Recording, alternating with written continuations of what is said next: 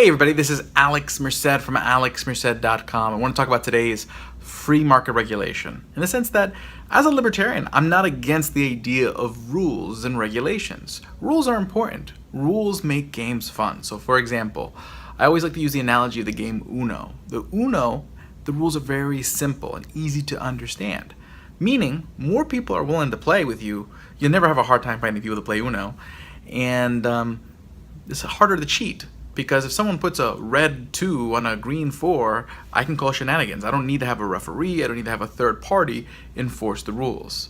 The rules are clear. We all understand the rules.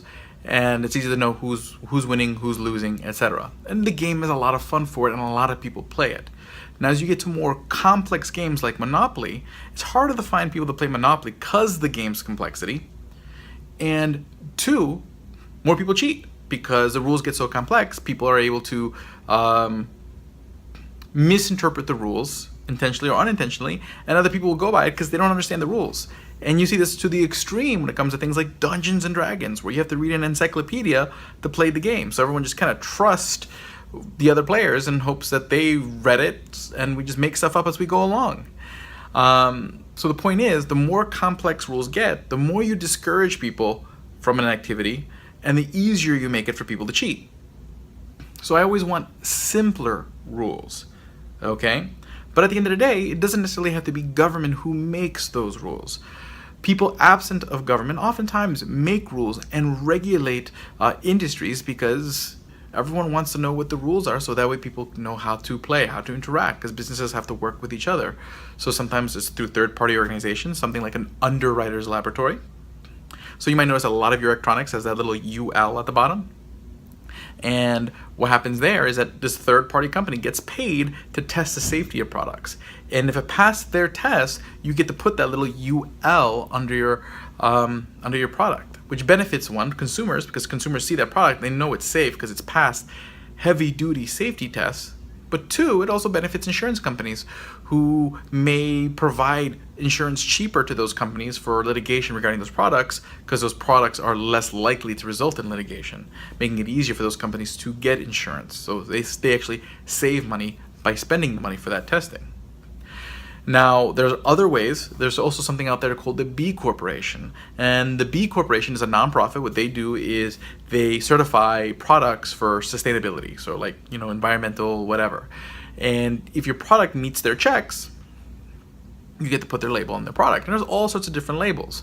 Now, of course, there's some labels that are better than others, that some labels don't necessarily test as thoroughly as others. But that's why you want to market, to figure out what is the right mix. So if you have like 10 different labels, a label that doesn't test enough, so let's say you have 10 different labels out there, private labels, companies who get paid to certify your product, let's say gluten-free, what's going to happen is that ones that don't test strict enough will eventually no longer be trusted. So people won't care if that label's on there, and people won't pay to get that label anymore. Products that are too strict won't get money either, because the result of those rules costs more than the benefit of having the label. So then you end up finding what's the right mix. What's the right mix of creating rules to help certify something versus the cost in doing so.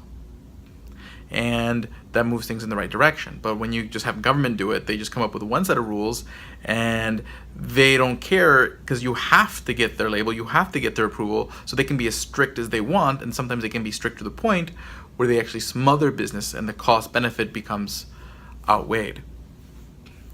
Also, expertise plays a role in regulating, in the sense where a lot of times when you're doing business in things that are complicated, beyond people's understandings, you bring in an expert. You bring in what's called an agent. So once upon a time, you used to get a travel agent who would plan your vacations for you, because they had better connections, but on top also better expertise on how to get you a good deal and get you a good travel package. And you would have agents in all sorts of different aspects, and then the agents keep getting your future business as long as they provide you with value. And the idea is, if they don't protect you, if they don't take care of you, then you're not going to do business with them again. Now, of course, there's always going to be people who take advantage of that trust, and there might be people who act as agents in different industries who don't protect you. but they're not going to have a sustainable business model because you'll lose customers. You're constantly replacing customers. Sustainable, robust business models rely on you taking care of your customer. Because that customer, when you've taken care of them, whether they're your agent for a financial transaction, your agent for traveling, your agent for cryptocurrency transactions, they've built up trust in you and you continue to do business with them and you refer your friends. So a successful business and being an agent is all about providing you with value and safety and taking care of you for what you were hired for. And that acts as sort of a regulator because the expertise, the experts become sort of the gatekeepers to the consumer. And there's also different ways that can be structured, but it's just sort of, so there's also different ways that the market regulates itself. There's also a way platforms regulate itself. So exchanges, even before the Securities Exchange Act of 1934, exchanges had rules. Why? Because they wanted people to trust the brand of their exchange, to know that if you buy stocks that trade on this exchange, you're buying something legit. You're not, playing in the Wild West. So the Wild West would regulate the activity on this exchange, and people would be more apprehensive about buying stocks off an exchange than on an exchange because the exchange had those rules. So there'd be platforms that would act as sort of clearinghouses and do clearing functions, meaning taking out counterparty risk of transactions. So people like the Options Clearing Corporation act as a bookie in options, which are a type of security, but they also set rules because they take on risk. So you'll have insurance companies take on risk, and they're going to set rules regarding how much risk they're willing to take. So in the same way that insurance companies may provide cheaper insurance for getting certified by an underwriter's laboratory, other insurance companies may give you benefits for taking steps to minimize different risks and different things that are necessarily bad, that normally people nowadays expect government to just basically say don't do it. The point is, there are incentives for a market to regulate itself. Free market regulation exists now and would exist more absent of government because there'd be a demand for it. But people have forgotten this, so of course the demand's always for government to step in and set up the rules. And neither is perfect. Yes, the government can sometimes just create arbitrary rules that it can apply universally in an industry instead of just people who voluntarily participate in a particular platform or whatnot.